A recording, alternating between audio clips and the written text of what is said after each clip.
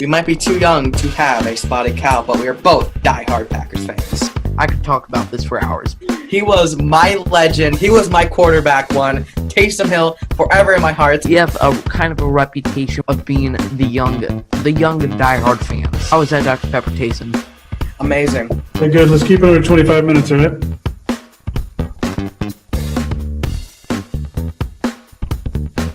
The pack is back, baby. The elite pack.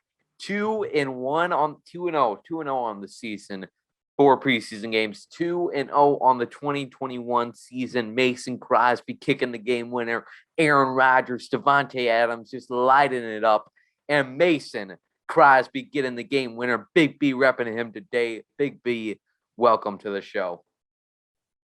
Oh, so now I'm a guest. Okay. Yeah, well, what a night last night.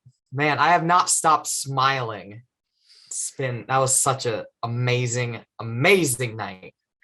Yeah, isn't that crazy work? Because I was just thinking this morning, like we're really back in that mindset now.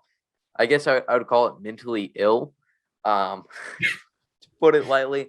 Hopefully that doesn't offend anybody, but Probably does. probably Say about anything and it offend somebody. probably you're probably right on that. But So we are at this point now where our mood is directly determined by how the Packers perform on Sunday. And if you're like me and Big B, and many others out there about any sports teams, I'd consider you mentally ill. But we're proud about it. oh yes, very proud. Like, a great mood today. Driving to school today, I was able to. I went to bed around 2:30, but I got up at 7, brewed me some coffee, had some cinnamon toast crunch, and then I was off on my way to school on time. So, the Packers, they just make everything in life go right. Oh yeah.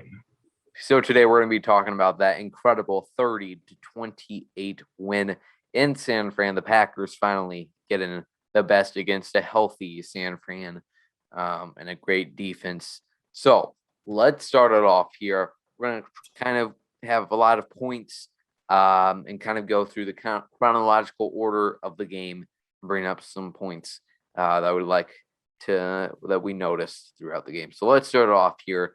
I was so excited to see the offense starting off fast. They received the ball to open the game, and man, I believe it was third and short, and this was typically a play on it. I was thinking, all right, we're going to go 3 and out here. We're going to try some stupid play. It's either going to be a run that gets stuffed or Aaron Rodgers is going to try to go for 30. He did try to go for 30, but this time he succeeded and got a 42-yard pass to Allen Lazard on the opening drive. So that was a big time play. Yeah, what a way to open up a game. Primetime game against somebody who got kicked 2 times previously when they're all healthy. It's a great way to start. Right. And really staying in the rhythm. That drive ended off with a field goal. And then the Packers were able to stop San Fran. Also in this first quarter here, Josh Nijman. He in the first quarter, he had his troubles. He had a face mask penalty on that first drive that moved them back 15 yards in the red zone. And then he also had a holding penalty a few plays later. So he had his struggles early on. But man, Josh, you played some good football out there last night. Man, I was shocked at how well he played. Yeah, and he was looking like David Bakhtiari out there. Who's that? I don't know. I just heard his name. I'm pretty sure we're talking about the best offensive lineman on the Packers. I'm not sure who David Bakhtiari is. Yeah, I heard his name on Twitter. I don't know. I just figured he was important or something. All right. Okay. I'll have to look him up a little bit later. Josh Nijman, though. So really, the whole offensive line. Really looking at this compared to last year, where you had 3 All-Pros, 3 Pro Bowlers at the very least. I think Corey actually missed Pro Bowler. Doesn't matter. You had left tackle All-Pro David Bakhtiari, left guard Elton Jenkins, Pro Bowler, one of the best offensive linemen in the league, and then Corey Linsley as well all on the left side.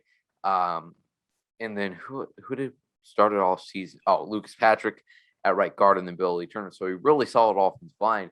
Turn that over to this year, and whether it's due to injuries or competition, a really different offensive line that held up pretty well. Yash getting the start offensive tackle with both Elton Jenkins and David Bakhtiari out. Royce Newman John Runyon Jr. getting the start at left guard. And although he was active for a lot of the time last year and he got his playing time, he still is really inexperienced. And then you had the center Josh Myers, straight out of college, second-round draft pick, starting in his third NFL game and playing flawlessly. And then Royce Newman at right guard, and then Billy Turner, the veteran, at right tackle. So for four out of the 5 offensive linemen for the Packers to be pretty inexperienced and to hold up very well against this incredible, very talented 49ers front seven, only allowing 1 sack and 2 QB hits. The pressure was definitely a factor more than those just 1 sack plays. But Aaron Rodgers was able to avoid that. They came out with a great game plan, running a lot of screen passes, getting the ball out quick. And that was ultimately the key to getting them 30 points against. Yeah, and I think that quick passing game helped the O-line a lot. Mm-hmm. Like, they're inexperienced, might as well just get that nice, amazing quick pass. And I would like to see more of that quick pass in games this year. Yeah, especially without David Bakhtiari. And I did not expect the Packers to do that. I didn't expect Matt LaFleur to be able to do that. And I thought, just like many others this week prior to the game, I was pretty nervous. I guess I think it's fair to say, I mean, if you look back at the content we put out the week prior, I think it's fair to say we underestimated the 2021 Packers. Yes. How they would play in this game. So that was really exciting. And like I said, they were playing in rhythm on offense, and they stuck with that game plan through all 4 quarters. Amazing to watch. Also on that first drive, I feel like what's not being talked about enough is, or maybe it was the second drive, it was the touchdown drive, the first touchdown drive in the first quarter. And it's third down again, third and pretty long, maybe 3rd and 10. And Aaron Rodgers finds Devontae Adams running down the 1-yard line, 2 defenders on him, double covered, and he just sneaks it right in the pocket. Incredible throw. Man, that was vintage Aaron Rodgers at his finest. Yep. That play reminded me of the Richard Rodgers touchdown versus the Cowboys, I think, in the playoff game. Oh, yeah. That's what it reminded me of. And I just got so excited, so happy to see finally vintage Aaron Rodgers on my television. Yeah, I mean, he just threads the needle perfectly, and you're like, oh my God, why is he throwing that? And it turns out to be an incredible, perfect place pass. So there's that. There's a lot of praising for the Packers offensive line and Matt LaFleur. Then on the defensive side of the ball, I was really excited to see Kevin Keane. I need to be careful with. I was saying I was really excited to see, and then I was gonna like throw another part in there. I was really excited to see Eric Stokes play him, but then I was going to explain why Eric Stokes was in more, but then I realized I was saying I'm really excited to see this guy was sick.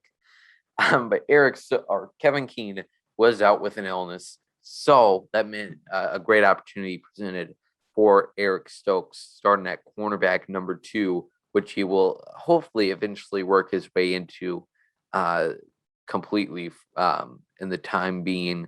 Sometime soon enough. I think he had a great performance. Yep. I had those two tick-tacky pass interference calls that I don't really agree with, but otherwise he had a phenomenal game. Yeah, and we'll talk about the officiating in a little bit here.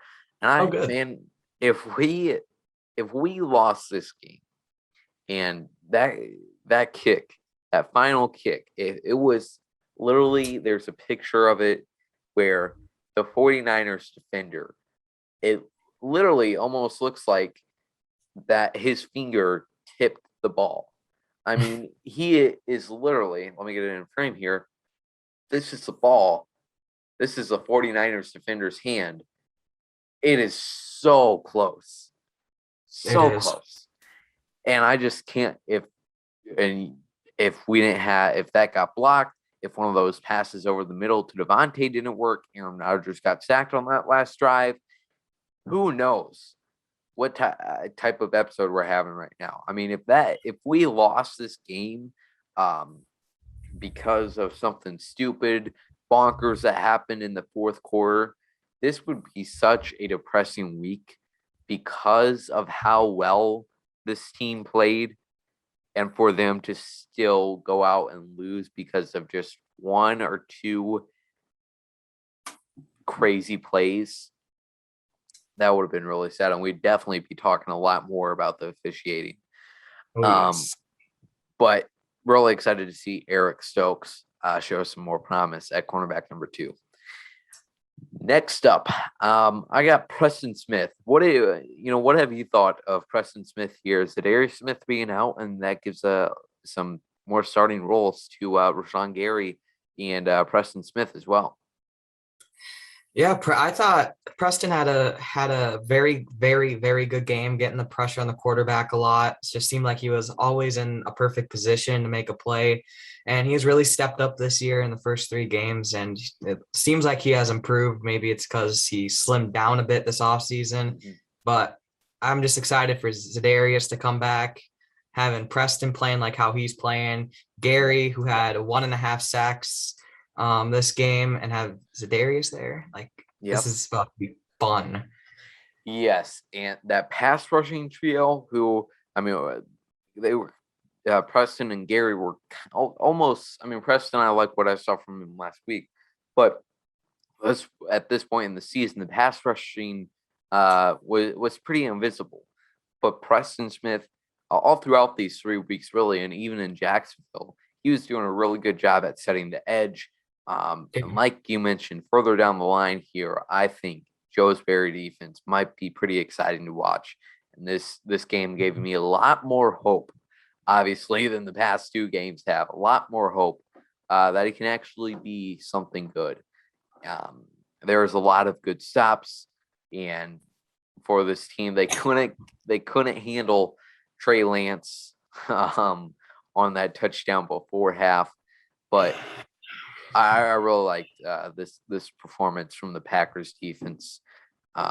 Impressed. And the interior defensive line actually played well. They didn't play great, but they played better than last week, at least. Kingsley Keke had a better game. Tyler Lancaster balled out. Like, he's playing the game of his life. Yeah, man. There was incredible. Yeah, there was a few plays where he just ran right past that center, Alex Mack, the veteran, too. So, I love the play Lancaster, Lowry, and Slayton, where they all get to grapple. I'm like, wow, quite the trio there. Yeah, I was like, okay, this game's done. This game's done. You got Tyler Lancaster balling out. Tredaryl Slayton's in the backfield. Like, oh my God. And then that Kenny Clark play where he just demolished, I think, the center on that. Yeah. Right away. That was beautiful. That was absolutely beautiful. Yeah, and I almost forgot Kenny Clark. What a game for that, man. Round of applause for Kenny Clark right there. I mean, great in the run game, putting pressure on Jimmy Garoppolo quite a bit. And I'll tell you what, he was the best 97 at Levi Stadium last night. So great game from Kenny Clark and most of the rest of the Packers defense. Okay, Big B, this is a interesting choice here for you. I'll let you pick what we talk about next. Would you rather talk about the officiating or special teams? Oh man. We're gonna How get about to either way, but man, I guess special teams because that includes Mason Crosby as well. let's talk Hopefully. about special teams. Yeah, let's go. We got 2 goods. We got 1 bad. I guess 1.5 bad. Let's start off with the good news here. Corey Bohek is the Boho Blast. Yes. He had a pretty nice game. His longest was 63 yards, averaging 54 yards on 3 punts. So great game from Corey. Definitely an improvement over J.K. Scott. And I mean, he's definitely seemed more consistent thus far through 3 weeks. And now we just got to see if he can carry over that cold weather success he had in Buffalo 2 years ago or last year, whenever he was with Buffalo, if he can carry over that great success he had in that cold weather climate to now Green Bay that J.K. Scott really struggled with. Next up, we got Amari Rogers, that punt returner. Man, Amari, I have a lot of faith in you. I really want you to succeed. I really want you to prove the doubters wrong. Be a gadget piece of Matt LaFleur's offense, and then just going berserk on punt returns. And I didn't expect him to have much of a role in Matt LaFleur's offense pretty early on, and that's been the result so far.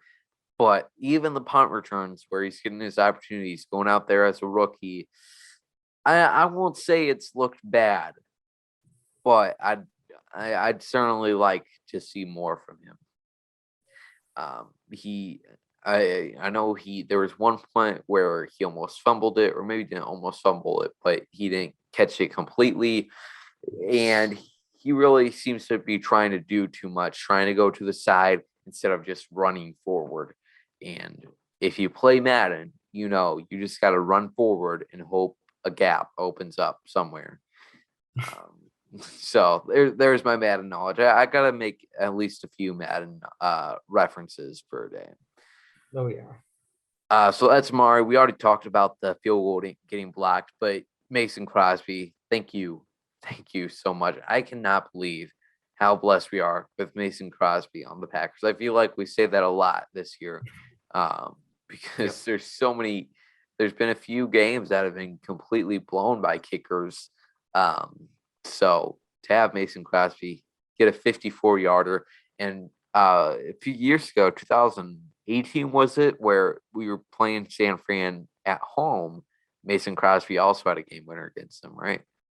Yep, I was at that game. We had that game winner, perfect on the day, coming off that game against Detroit where he missed literally everything. So that was a great game for Crosby a couple years ago. That's right. I remember because I can't remember exactly what it was, but I put on. Oh, okay. Yeah, I put after that Detroit game where he missed 5 field goals. I made a graphic with Mason Crosby with a blue logo, and I said Detroit Lions MVP. I was really angry. But then the next week, when Mason goes out there and redeems himself against San Fran for a game winner on Monday Night Football. It's Monday, right? Yep. Then I changed that graphic around, and I just did some clearly bad sketching of green over it and said Packers MVP. So that whatever, Mason Crosby, he's just got to show the Niners what's up every once in a while. What a fun game. That was a great fun game. We'll talk here about the officiating. Then we'll talk about our friend Ronald McDonald, better known as Norm. And then we'll talk about the NFC North, which I'm so excited to get to. Oh boy. All right. Any thoughts you want to add on the great, glorious special teams?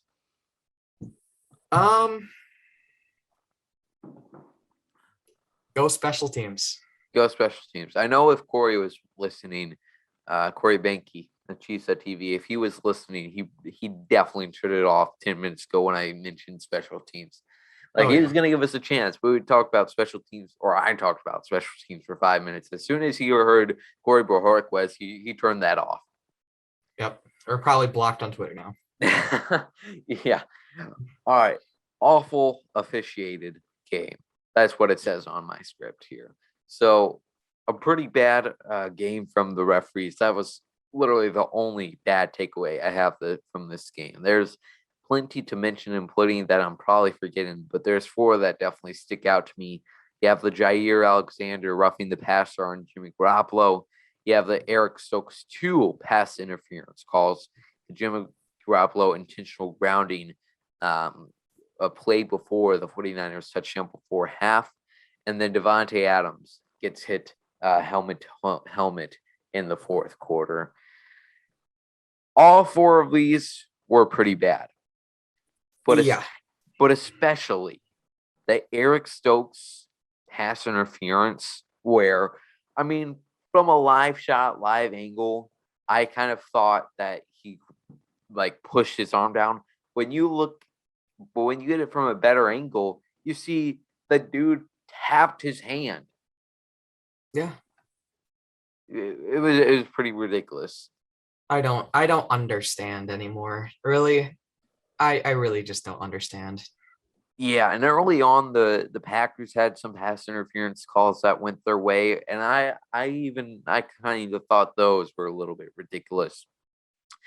And then so yeah, the Eric Stokes one was pretty bad, especially because he was in a really great game. The one where it was in the end zone though, and he kind of held on. That was definitely called for, definitely deserving of penalty there. And then the Jair Alexander roughing the passer was also ridiculous to me. I have no clue what he's supposed to do. I mean, and it kind of looked like Garoppolo kind of went like this too. Yeah. Like what are you supposed to do? Kind of dumb. Yeah. I don't like, and then Chris Collinsworth on the mic saying, well, if he was, you see, here's a guy who's a cornerback and he doesn't know how to tackle the quarterback after he's throwing the ball away. If he was a defensive lineman, he'd know those correct techniques. The techniques to do what? The techniques to make sure Jimmy Garoppolo's feelings don't get hurt? Come on. Anyway, and I don't remember, but Jair could have easily been trying to knock the ball down because Garoppolo was in mid throwing motion. Yeah, I mean, if I remember correctly, Jair wasn't necessarily jumping, but he was kind of up in the air, or at least something similar to that, elevated. Yeah, I just don't understand how he's supposed to do anything at that point in time. Yeah. All right, though.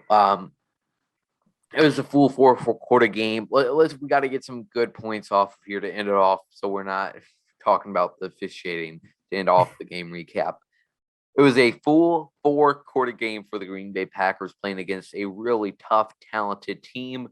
Some turnovers. There was pretty much bright spots from everybody. A lot of promise shown. Cannot wait. Now we're full on ready for this season. Any final thoughts you want to add on this game, Big B? Devondre Campbell had a very nice night as well, continuing on his strong start to the season. Looking like a great addition to the Packers team. Yeah. Did Chris Barnes ever come back to the game? I don't think so. Okay. But I think he got a concussion and he was out for the game. Oh, okay. That would make sense. So shout out to Ty Summers and Oren Burkson because I didn't notice them enough, apparently. All right, now we got to talk about our friend Norman here. So you probably have seen him, whether it's on ESPN, on your Twitter feed, somewhere you've seen his picture after the 49ers score a video. And we'll play it here of after the 49ers scored to take the lead.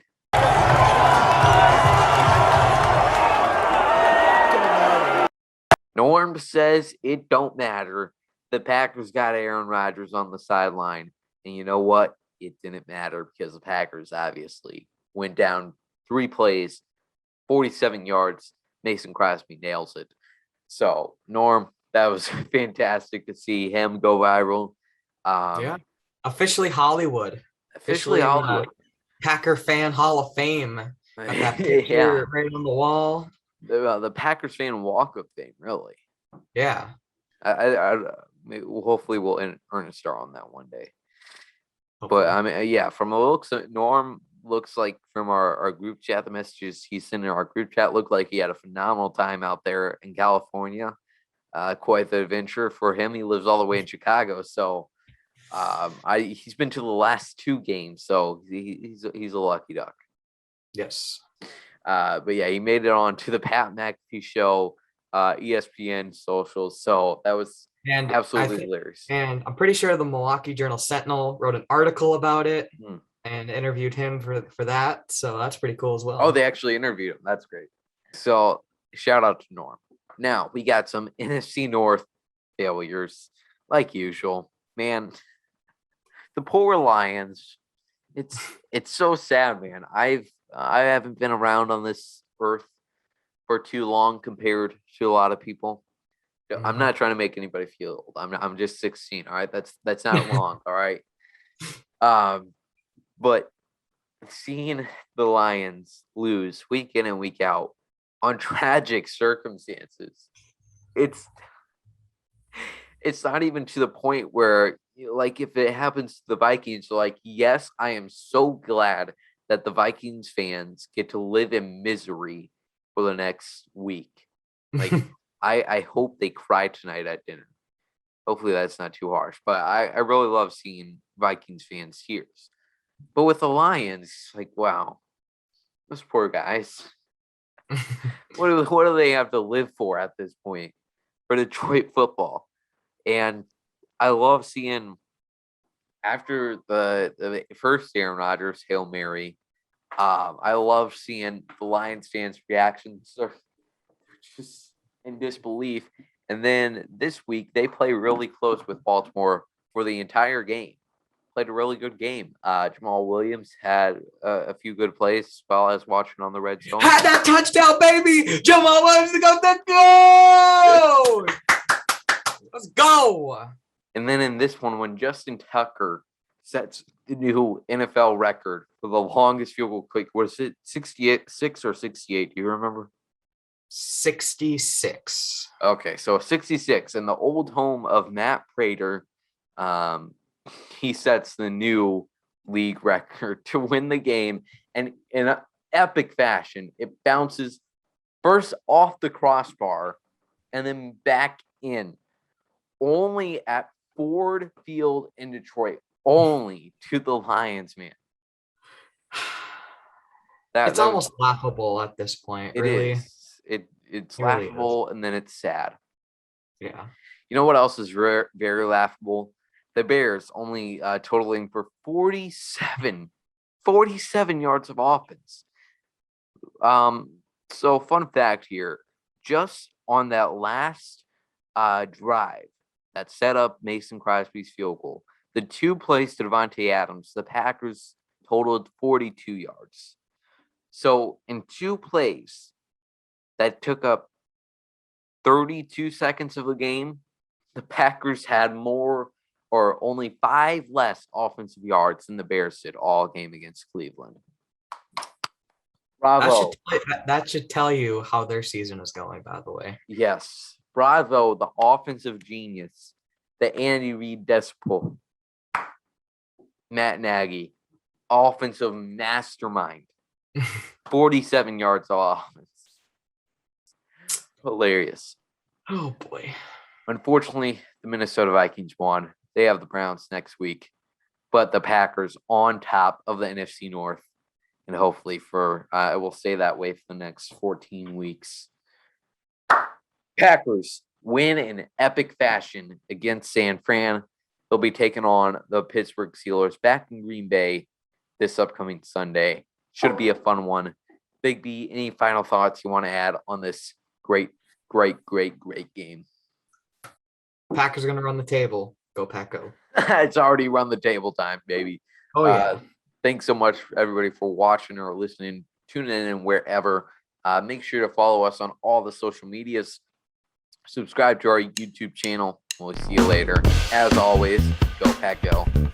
Woo!